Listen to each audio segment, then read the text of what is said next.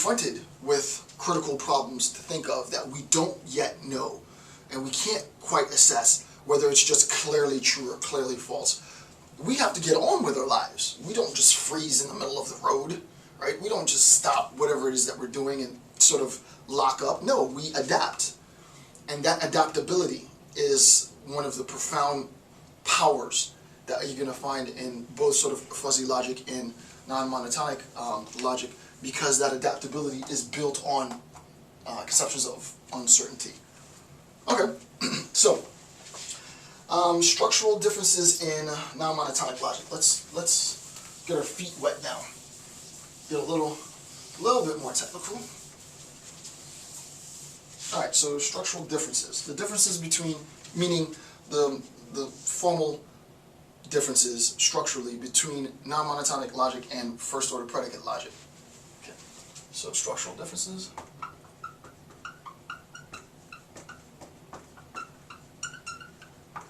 And this segment of the series is sort of very, very conceptual, very general, very basic. I'm going to get, as we get closer to the end of this initial segment, section 4, a little bit more complicated, but when I start the next section, which I'm not sure what I'm going to label, it might be 4.1 because it's still non-monotonic logic, I'll get, each section, subsequent section will get deeper and deeper and deeper and deeper and deeper and more complex. I'm not going to get too complex because I want to keep it user-friendly, but now I just want you to really have conceptual understanding of what it is that we're doing. And if you keep the image of replacing old information with new, and a recognition that we need a formal language in order to describe how that process is done, then by the time we get to truth maintenance systems, if I get to truth maintenance systems, it'll make sense. It'll make sense. All right, and that last bit that I said might not have made sense, but don't worry about it. So, number 1, FOPL, first order predicate logic. So, in first order predicate logic, here's a direct quote, right? If some set of axioms T entail the truth of some statement W, then T, the axiom T, which contains statement W, combined with another set of axioms, N, also entail W, right? And this is what I'm saying. This is very user-friendly. You might not think it's user-friendly, but that's a very, very user-friendly sentence. A lot of, as I said, a lot of the material out there is written in language that's not even close to as user-friendly as this, which is why I definitely recommend that if you're trying to learn this, you should get that book, because the book is artificial intelligence that I showed at the beginning of the series. Because though the book is old, the information is still within this section on non-monotonic logic is still very applicable, and it's the simplest account that I've been able to find, and it introduces the basic ideas with which I'll gradually be able to help guide you to much, much more technical, much, much more conceptually difficult aspects of the formal language. So what does that mean, right? If some set of axioms T entail the truth of some statement W, then T combined with N entail W. Well, imagine, for example, we have axiom T. And these are actual axioms. I didn't make this up, right?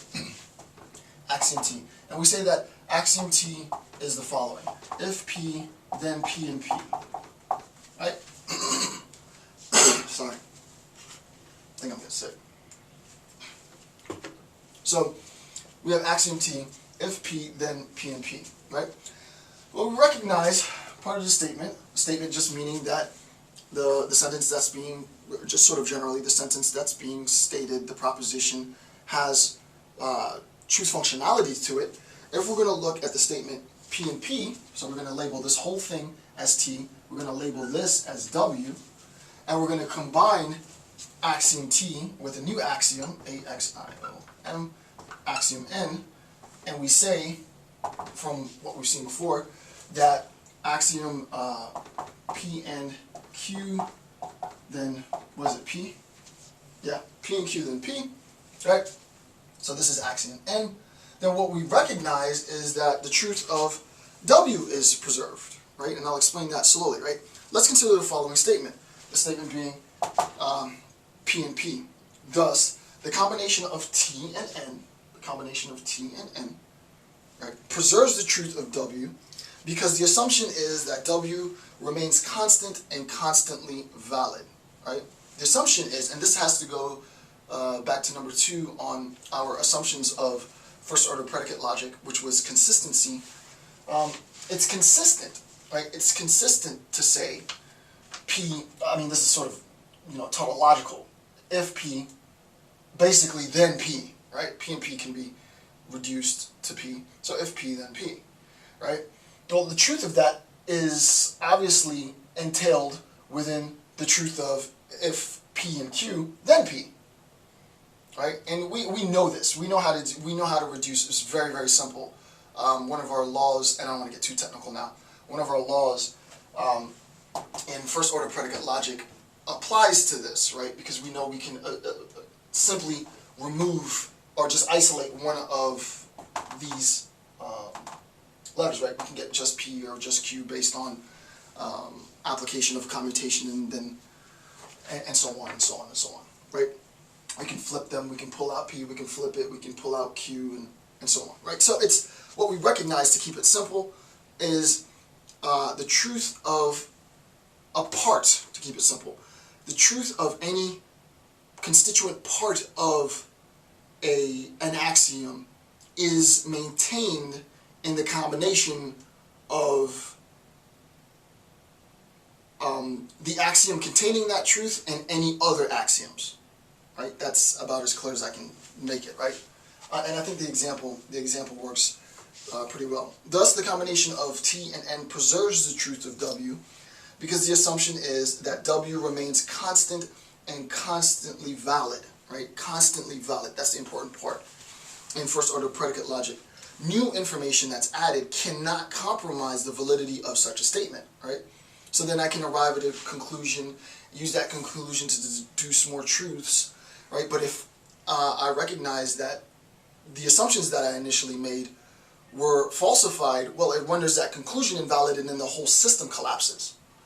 What non-monotonic logic does is I'm jumping ahead a bit here, but what it does is instead of collapsing the entire system, you would think to yourself, no, I don't want to collapse the whole system. What I want to do is just, in sort of like general terms, ghetto terms, I want to get rid of the stuff that's not true anymore, right? I want to preserve my formal language, but I want to get rid of, replace, invalidate the stuff that's invalid and keep the stuff that's currently true.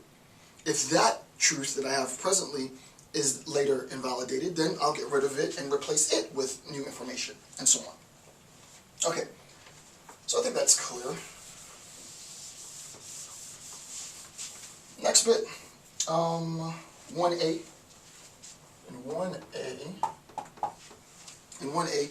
In non-L, non-L is what's known as defeasible, right? Defeasible, and the question is, well, let me write that down. D-E-F-E-A, D-E-F-E-A, S-I-B-L-A. Non-L is defeasible, and what does defeasibility mean? A non-monotonic inference can be defeated, rendered invalid, what I was just saying, right? So when I was talking about invalidating prior assumptions, the technical term for that is defeasibility. It's defeasible, right? I am rendering invalid assumptions from the past that I was able to use to arrive at some conclusions, right? And we saw this in, I did a set, what did I do again? I forget what it was that I did. I think I did a conditional proof using an assumption coupled with some other proof, but I've done first order predicate logic derivations based on a number of assumptions, 2 assumptions within one structured proof. It took me like 40 minutes to solve the problem, but I already have video up demonstrating this, right? So a non-monotonic inference may be defeated, rendered invalid by the addition of new information that violates assumptions that were made during the original reasoning process, right? And actually I might link, let me put notes to myself. I'm going to put a link to the actual problem that I did. Where is it? Link to problem.